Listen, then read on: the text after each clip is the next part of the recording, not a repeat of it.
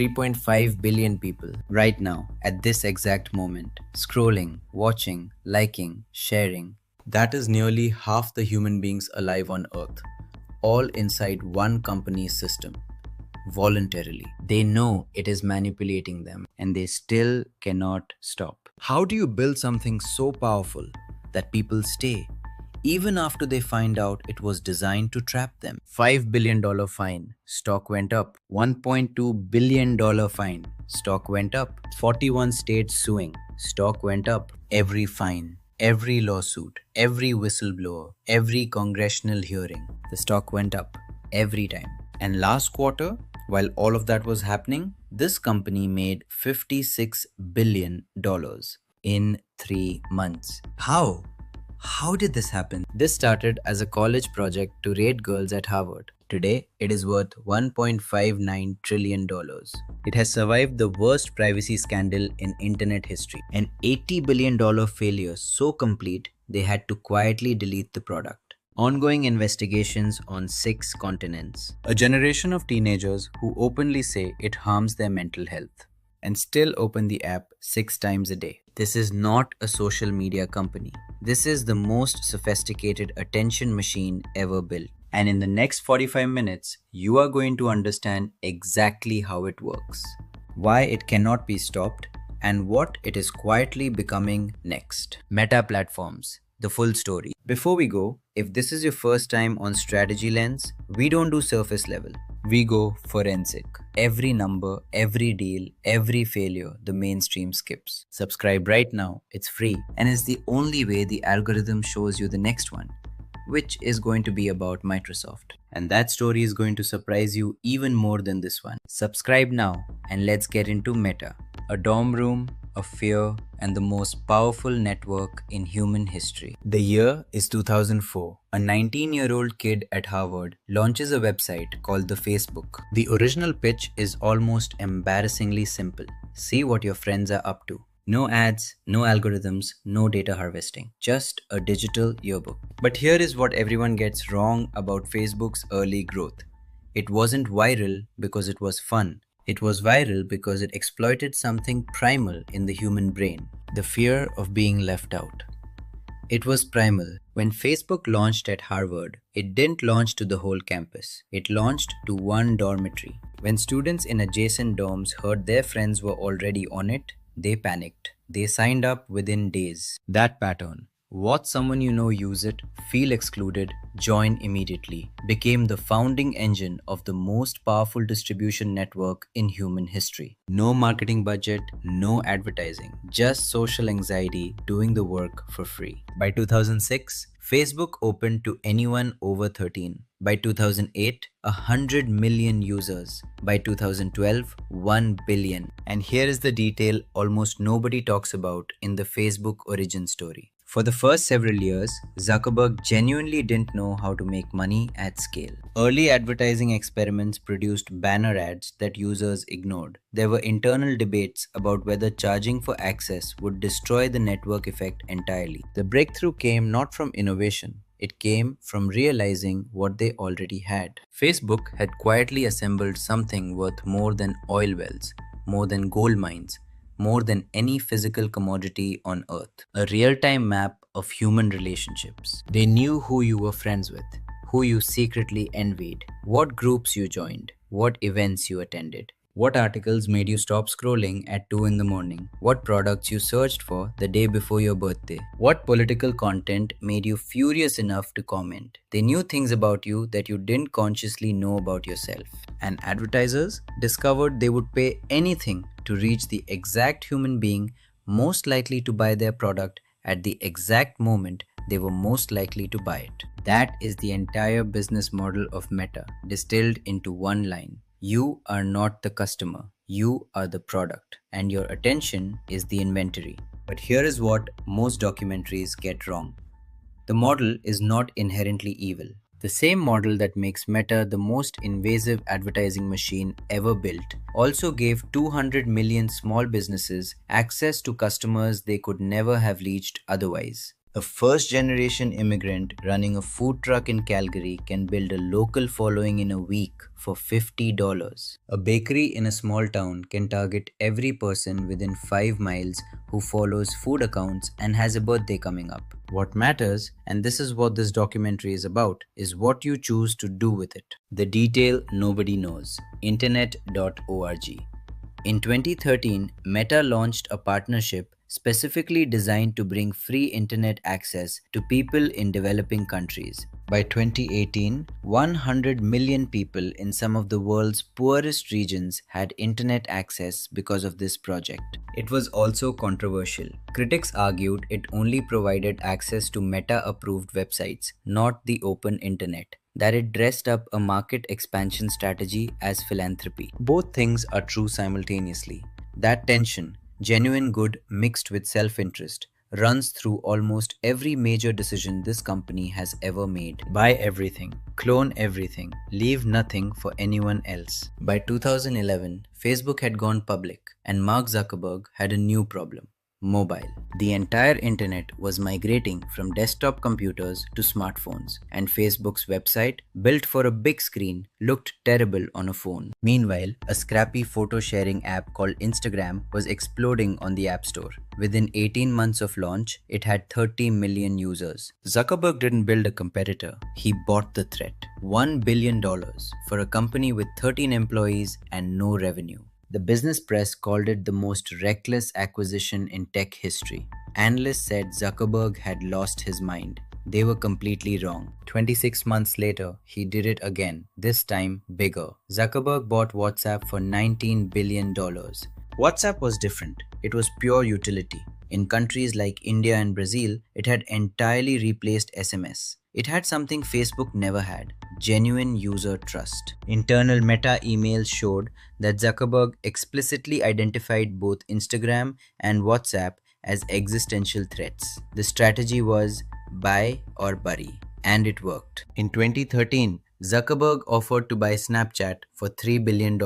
They said no. Zuckerberg's response was surgical. He replicated their entire stories format. In 2020, TikTok started taking Gen Z. Meta launched Reels, a frame-by-frame replication. By 2024, Reels accounted for more than half of all time spent on Instagram. In 2023, Meta launched Threads. It gained 100 million users in 5 days, the fastest app launch in history. Is this legal? Yes. Is it ethical? That depends on your view of competitive markets. What is unique to Meta is the scale and speed of execution. When Meta clones something, they can deploy it to 3 billion users overnight. No competitor can survive that. The slot machine, the outrage engine, the shadow profile, and the great moderation betrayal. This is where this story gets uncomfortable, because this isn't just about business strategy anymore. This is about what Meta deliberately engineered inside 3.5 billion human brains. Let me ask you something. Have you ever opened Instagram for 2 minutes and looked up 45 minutes later? Have you ever put your phone down, picked it up, and opened the same app again without even consciously deciding to? That is not a personal weakness. That is engineering. Mechanism 1. The pattern interrupt. Your feed is never monotonous. Meta's algorithm deliberately alternates content formats. A video, then an image, then a text post, then another video. Your brain evolved over millions of years to detect change as a survival signal. Environmental change meant possible threat or opportunity. Each format switch resets your attention clock. You never reach a natural stopping point because the content type never stays the same long enough to become boring. Mechanism 2.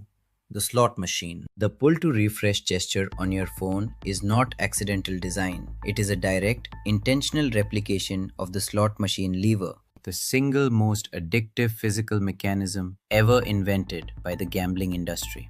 What makes a slot machine addictive is not winning. It is the unpredictability of when you win. Psychologists call this a variable ratio reinforcement schedule.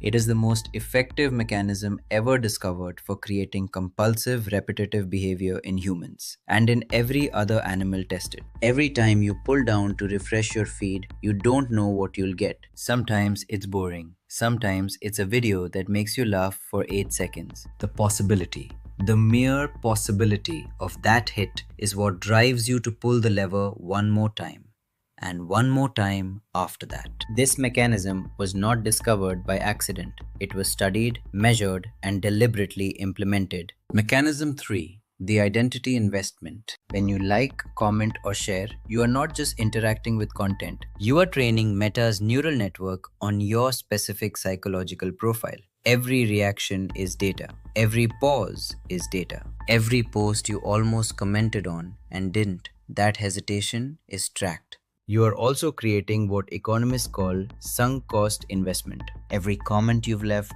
every memory you've posted, every DM thread you've built over years, it all becomes a psychological anchor. It makes leaving feel like abandonment, not of the platform, of your own history. Mechanism 4.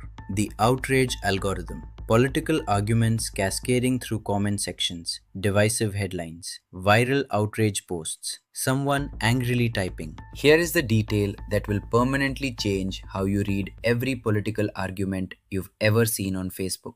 Meta's internal researchers discovered that high arousal negative emotions, specifically moral outrage and fear, generate dramatically more engagement than positive content. So the algorithm, which is optimized purely for engagement, systematically learned to amplify divisive, outrage-generating content. Because anger was the most efficient path to the metric the system was rewarded for maximizing. This is not a conspiracy theory. This is the documented testimony of Frances Hogan, a former Meta product manager who leaked thousands of internal documents in 2021. Documents that became known as the Facebook Papers. Hogan testified, Meta chose engagement over safety because engagement makes money. The Facebook Papers showed that Meta's own research found Instagram was making teenage girls feel worse about their bodies, and they shelved proposals to fix it because implementing them would have reduced engagement. In January 2025, Zuckerberg made a decision that split public opinion cleanly down the middle. He killed Meta's third-party fact-checking program entirely. The system in place since 2016 was scrapped and replaced with the community notes model. Zuckerberg framed it as returning to free expression. And there is a legitimate argument here that deserves to be taken seriously. The fact-checking system had often overcorrected. But here is the counter-argument. When X made the exact same switch, researchers documented a significant rise in health and election misinformation. Meta is betting that their AI can prevent that outcome. Whether they are right or whether 3.5 billion users are at risk is still unknown. What is not unknown? The timing of the announcement, the political context, and the simultaneous relocation of Meta's entire trust and safety team from California to Texas. All of this suggests the decision was not driven purely by philosophy. The business incentive to align with the incoming US administration was real, visible, and significant. Chapter 4. The Original Sin. Cambridge Analytica, the day data became a political weapon. The year is 2018. Mark Zuckerberg sits before the United States Senate Judiciary Committee. He's wearing a suit and tie, unusual for a man so publicly committed to his grey t-shirt uniform that some people speculated he owned multiples of the identical shirt to eliminate decision fatigue. He looks uncomfortable, and he should. The questions are about Cambridge Analytica, and here is the full story, because the version you've probably heard leaves out the most important part. 87 million users. Data harvested without consent. Cambridge Analytica was a British political consulting firm specializing in psychographic targeting, the science of using deep personality profiling to deliver highly personalized political messages. To do that work at scale, they needed behavioral data on millions of Americans. The kind of data that only one company on earth possessed in sufficient depth and scale. Meta's data. In 2013, a researcher created a simple quiz app. 270,000 people downloaded it, but a technical loophole allowed the app to collect data not just on the user, but on every one of their friends, automatically. 270,000 people voluntarily downloaded a quiz. That number became 87 million people's personal data. None of the other 86.7 million consented. Most of them had never heard of Kogan's app. Those profiles were used to micro-target political advertising during the 2016 US presidential election.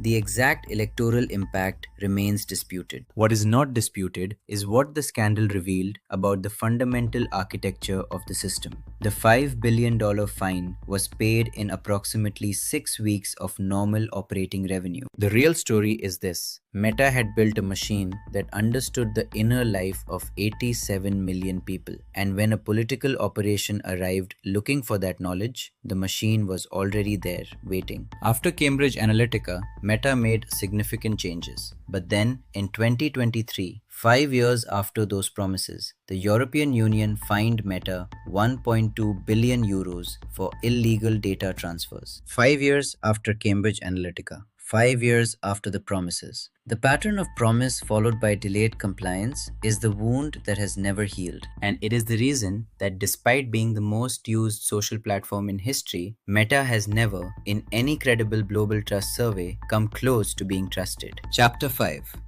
The $80 billion bonfire. The metaverse. How a founder with no oversight burned $80 billion on a vision nobody wanted. October 28, 2021. Mark Zuckerberg walks onto a virtual stage inside a VR headset and announces that Facebook is changing its name. The company is now called Meta. The mission? Build the metaverse. A fully immersive digital universe.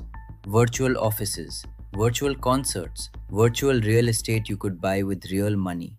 A parallel digital life experienced through a headset strapped to your face.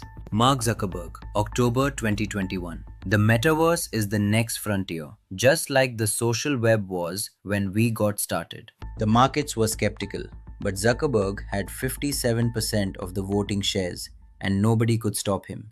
He doubled down, tripled down, kept going. Here are the numbers. Read them carefully. Cumulative total, roughly $80 billion. Gone. Meta spent $80 billion to build a virtual world used by fewer people than attend a minor league baseball game. By late 2023, Horizon Worlds had under 900 daily active users. Not monthly, daily. 900 people. The failure of Horizon Worlds was not technical. It was a product thinking failure at the highest possible level. Zuckerberg made the single most fundamental error a founder can make. He assumed people wanted what he thought they should want, not what they actually wanted. He assumed people wanted to socialize as legless cartoon avatars. He assumed that strapping a 500-gram headset to your face for a meeting was preferable to a Zoom call.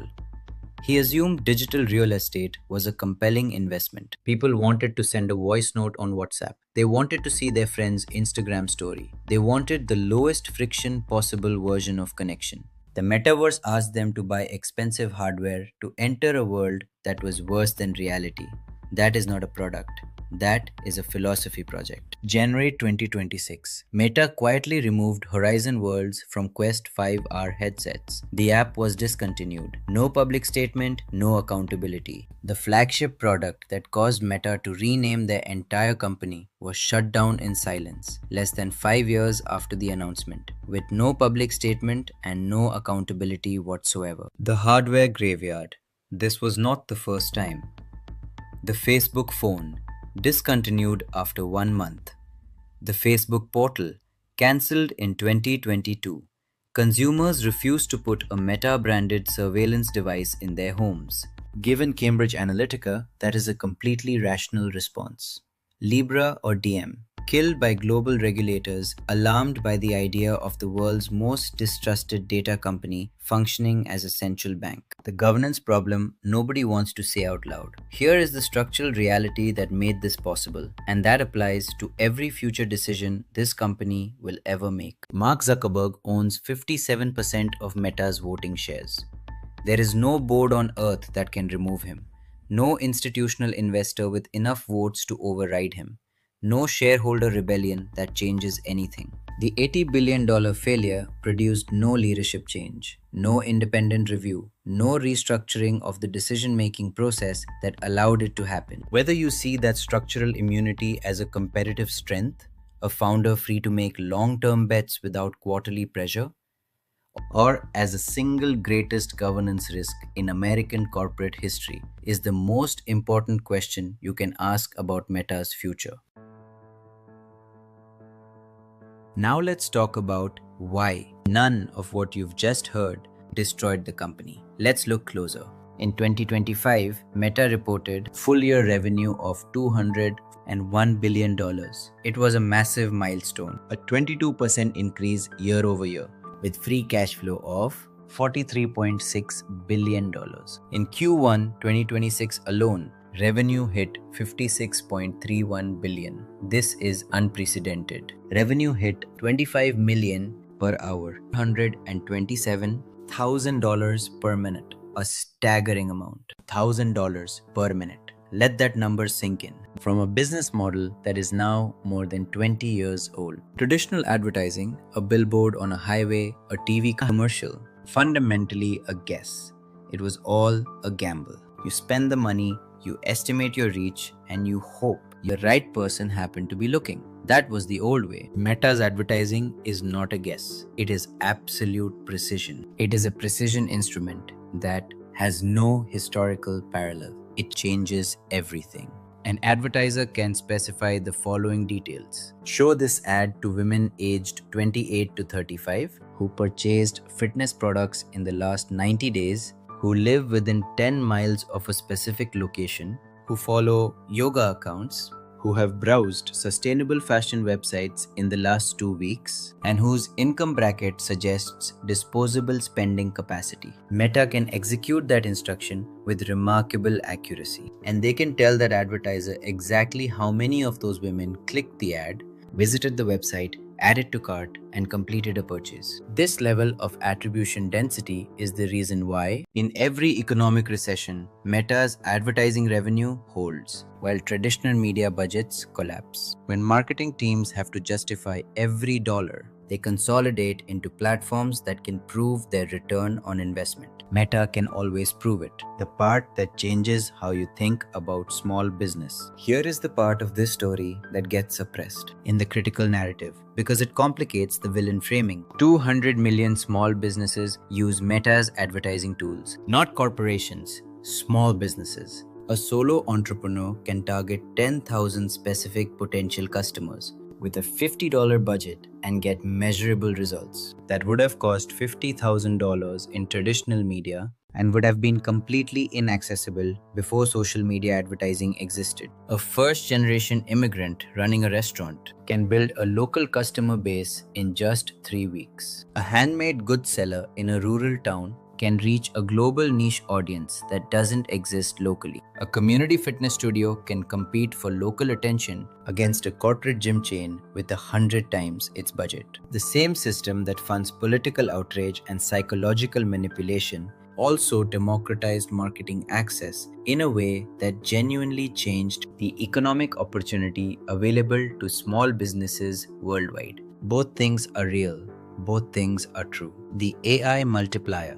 Advantage Plus. In 2025 and 2026, Meta deployed a system called Advantage Plus, an AI-powered advertising tool that creates, tests, and optimizes. Previously, running a high-performing Facebook ad campaign required. Now, a business owner can provide a product link, a rough budget, and Meta's AI builds the campaign, writes multiple versions of copy. A/B tests 50 combinations simultaneously and continuously reallocates budget. Advantage plus results. Early 2026. Ad impression growth plus 19%.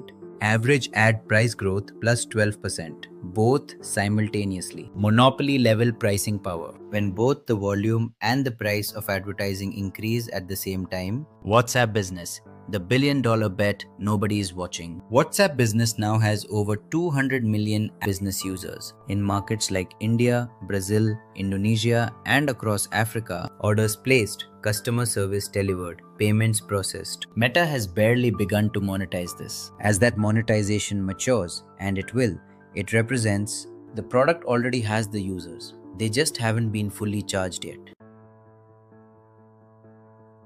Chapter 7. The $145 billion bet. The AI war. the 28-year-old, the 33,000 fired, and the hardware endgame. In April 2026, Meta's stock dropped sharply after their earnings report. Not because the numbers were bad, because of one number buried in the guidance section: $145 billion.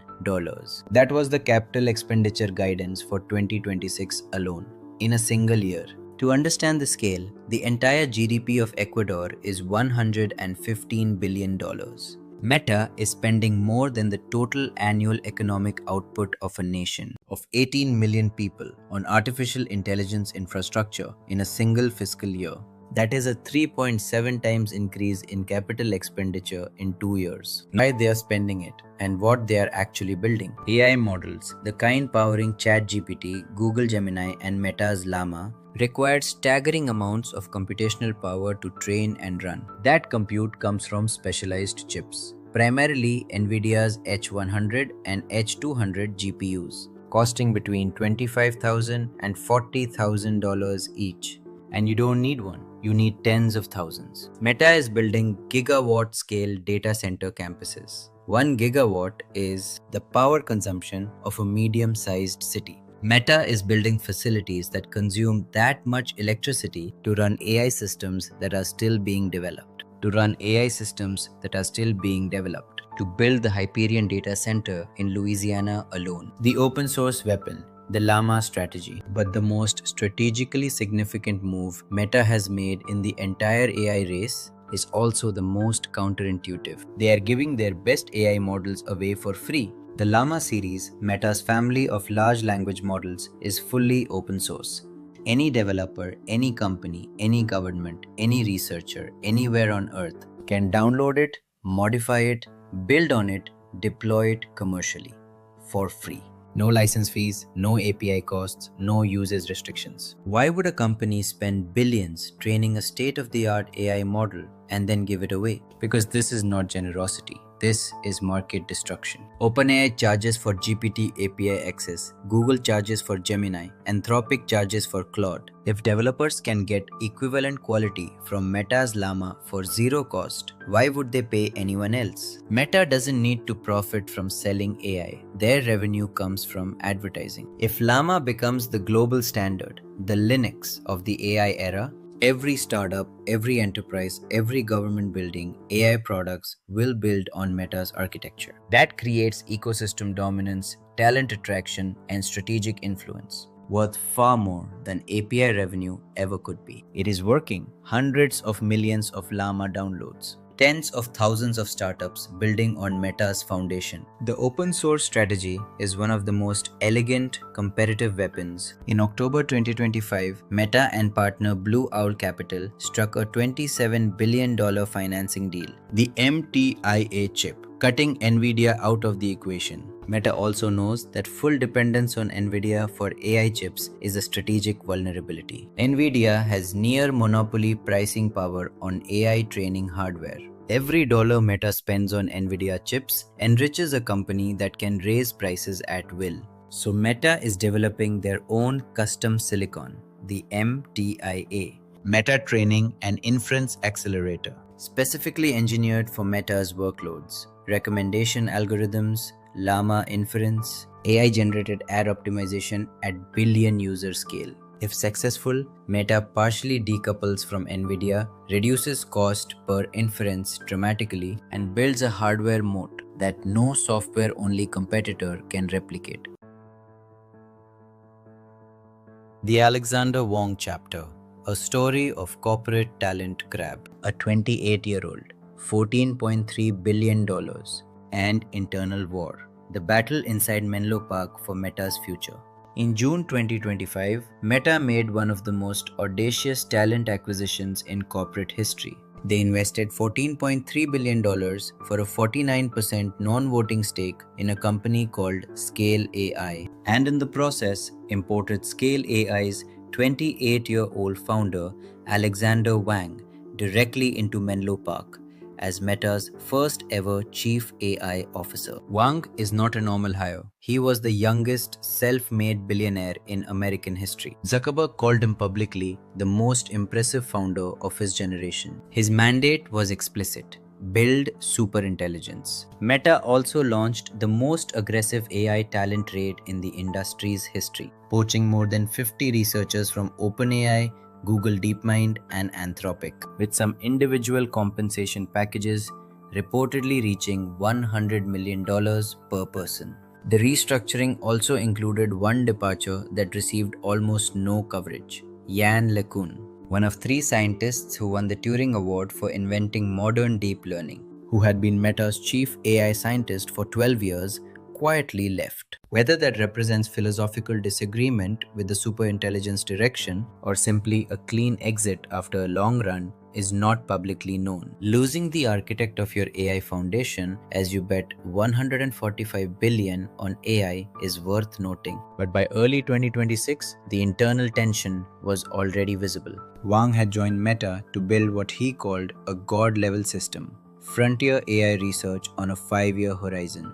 But Meta's board needs quarterly earnings. In March 2026, a parallel applied AI engineering unit was created specifically to focus on near-term product integration, effectively limiting Wang's authority and signaling a pivot toward revenue-generating AI over pure frontier research. Wang joined to build a god. Meta's investors need to hit next quarter's numbers. That tension is the invisible pressure that will determine whether the $145 billion becomes the greatest infrastructure investment in corporate history or the most expensive science experiment. The most shocking detail about the AI bet: firing 33,000 people during record profits. Here is the number that makes everything else land differently. While Meta was announcing $145 billion in AI infrastructure spending, they were simultaneously eliminating 8,000 human jobs. Not because the company was struggling, the company was reporting record revenue.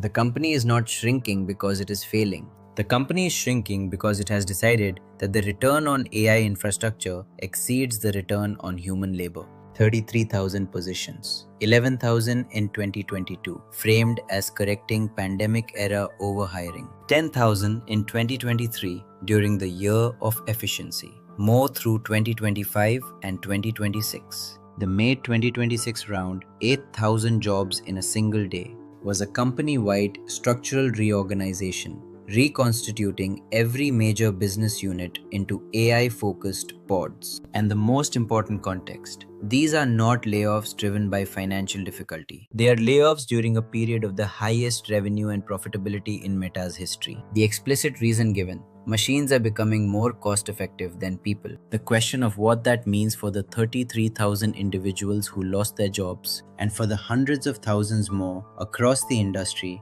who will follow in the years ahead is a question that no earnings call, no investor presentation, and no strategic memo addresses with any seriousness. The hardware endgame. The post-smartphone world. After the $80 billion metaverse disaster, Meta did something they almost never do. They listened. The Ray-Ban Meta smart glasses, launched in 2023 and significantly upgraded through 2025, became their first consumer hardware product in a decade that people actually wanted to use. Sales tripled in 2025. It was a massive success. Why did these succeed when everything else failed? 2 words: zero friction. They look like a normal pair of Ray-Bans. They weigh less than standard sunglasses. You tap the arm to take a photo. You say, "Hey Meta," to ask a question. You could walk into any room and nobody would know you were wearing a computer. But the hardware push is not about selling glasses. It is about solving Meta's deepest structural vulnerability. In 2021, Apple introduced App Tracking Transparency, a single privacy update that required apps to ask users permission before tracking them across other apps. Most users said no. Meta lost approximately $10 billion in annual revenue almost immediately. One policy update from one competitor, $10 billion, gone.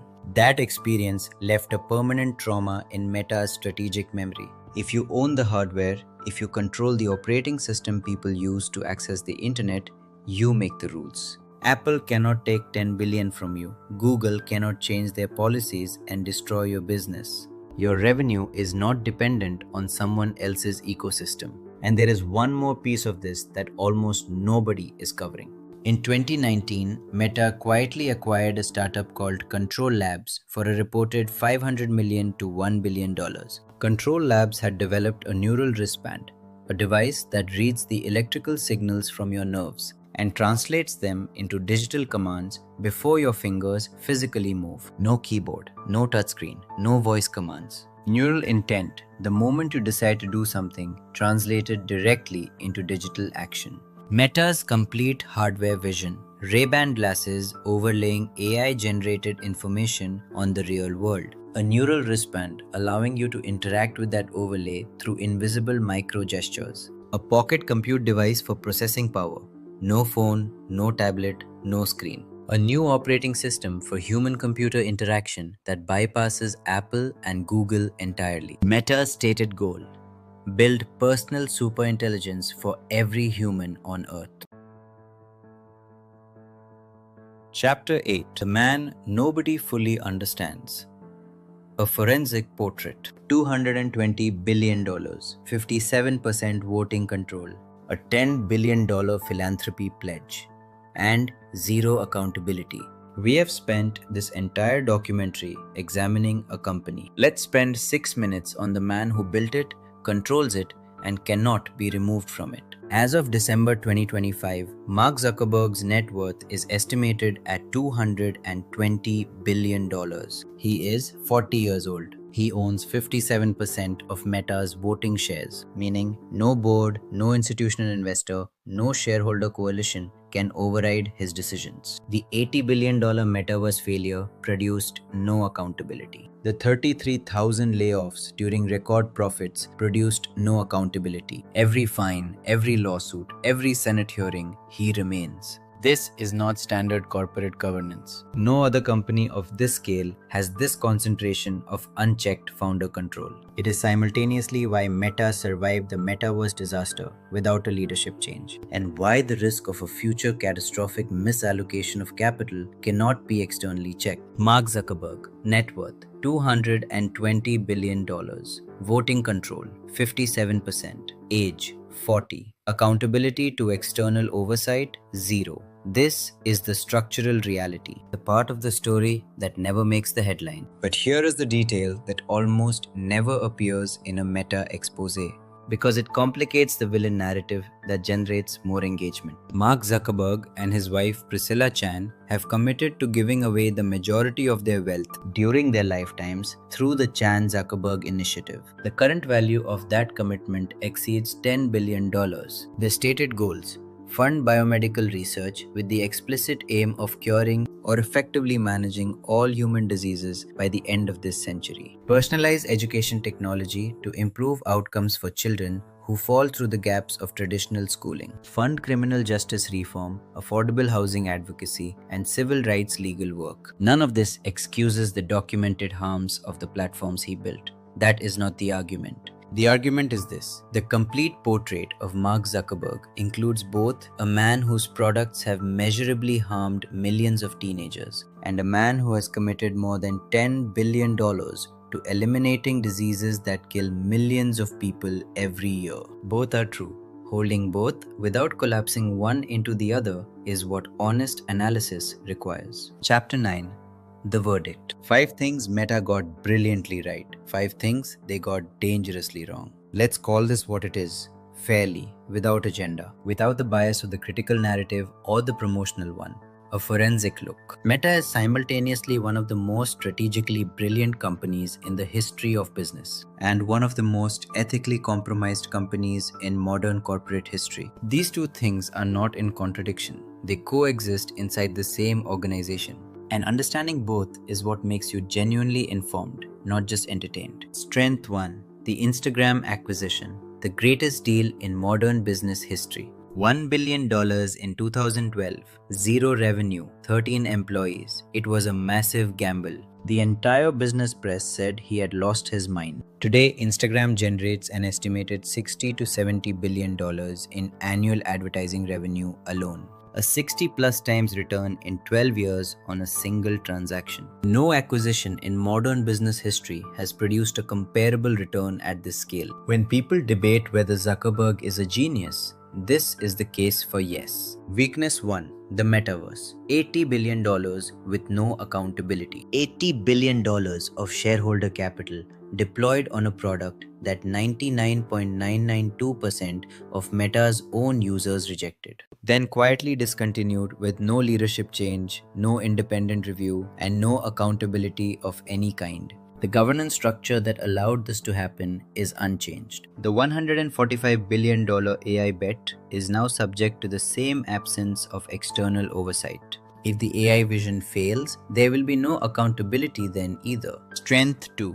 The Llama open source strategy. Commoditizing the competition. By making their AI models free and open source, Meta is simultaneously destroying the pricing power of every AI competitor that charges for model access, while building the global infrastructure standard that the entire AI industry builds on. OpenAI, Google, and Anthropic sell AI. Meta gives it away and wins through ecosystem dominance. If Llama becomes the Linux of AI, and it is moving in that direction, Meta wins the foundational layer at zero marginal cost. Weakness 2. The youth mental health crisis. Documented, delayed, and unresolved. Meta's internal research showed Instagram was damaging the mental health of teenage girls in 2019. Proposals to fix it were shelved because they would have reduced engagement. 41 US states are currently suing over this. The parallel to tobacco companies who sold a product they knew was harmful, suppressed their own internal research,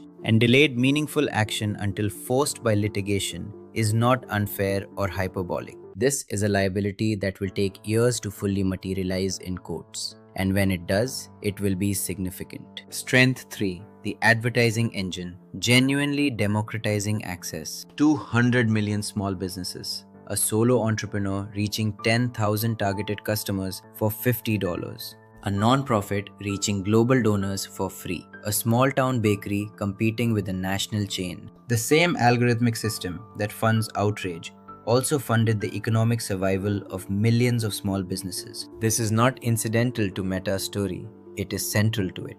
The ethical critique does not cancel the genuine economic empowerment. Weakness 3. The trust deficit is structural, not a PR problem. Every time Meta promises meaningful privacy reform, a significant fine follows within a few years. Cambridge Analytica promises in 2018, €1.2 billion GDPR fine in 2023. This is not a communication problem or a brand problem. This is a business model problem. The revenue model requires maximizing engagement. Maximizing engagement is in documented tension with user well-being. You cannot solve the trust problem without changing the revenue model. Meta has shown consistently no intention of changing it. Strength 4. The Reels pivot. Rare incumbent discipline. When TikTok threatened Instagram's hold on Gen Z, Meta made the decision that most established companies fail to make.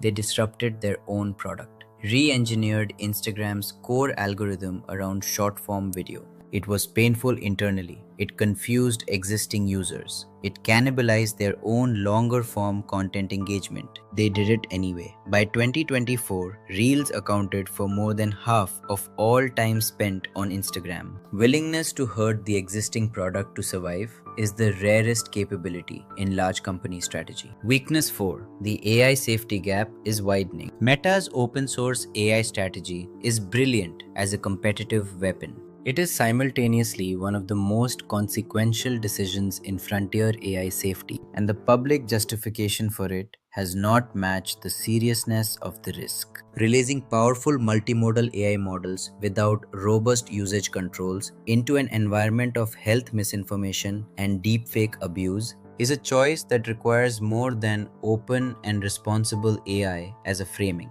Being open and being responsible are not the same thing. Strength 5. The Ray-Ban pivot. They can still listen. After $80 billion on VR nobody wanted, Meta built a pair of smart glasses that look and feel like sunglasses, and people bought them. Sales tripled in 2025. This sounds like a small win. It is actually significant evidence. It proves that when Meta starts building for what people actually need, they out-execute every competitor in the market. The Ray-Ban glasses are the seed of the post-smartphone computing paradigm, and Meta is currently the only company building it correctly. Weakness 5. 33,000 jobs eliminated during record profits without a public reckoning. Eliminating 33,000 positions during the highest revenue period in the company's history, while simultaneously committing $145 billion to infrastructure, is a decision that represents a clear and explicit choice. Machines over people. That choice may be economically rational. It may even be inevitable across the industry. But the absence of any serious public engagement with what that means for the individuals affected, for the communities where they worked, is a failure of moral leadership that mirrors the pattern we have seen throughout this story. Extract first, account for the cost later. The final question. Meta is not a villain. Meta is a mirror. Here is the truth about Meta in 2026. They have the best advertising business on earth, and it is funding the most aggressive AI infrastructure build-out in corporate history. They have the most downloaded open source AI models in the world, and they are quietly becoming the foundation the entire AI industry builds on. They have 3.5 billion daily users, held not by love, but by the mathematical gravity of a social graph that took years to build, and that leaving would cost everything. They are betting $145 billion on a hardware future. Glasses, wristbands, neural interfaces that, if it works, makes Apple and Google largely irrelevant in the next decade of computing. They have fired 33,000 people during record profits because they have decided AI is worth more than the people it replaces. They have ended their fact-checking program with motives that are genuinely debated. They have committed $10 billion to curing diseases, and they have built, without question, the most powerful attention machine in human history. If Meta's AI bet succeeds, they could surpass Apple as the most valuable company on earth. If it fails, $145 billion becomes the new metaverse. Nobody can stop either outcome. The tragedy is not that Meta is evil. The tragedy is that a company with this engineering talent, this financial power, and this reach across 3.5 billion human lives has repeatedly, consistently, documentably chosen the path of maximum extraction over the path of maximum contribution. They could have built the most trusted platform in history.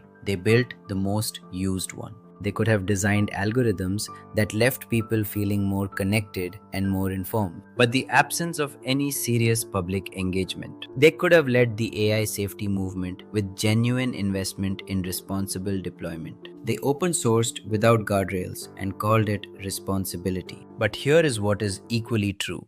No company in history has connected this many human beings. No platform has created this much economic access for people who had none. No tech company has made this bold a commitment to open source AI. Meta is not a villain.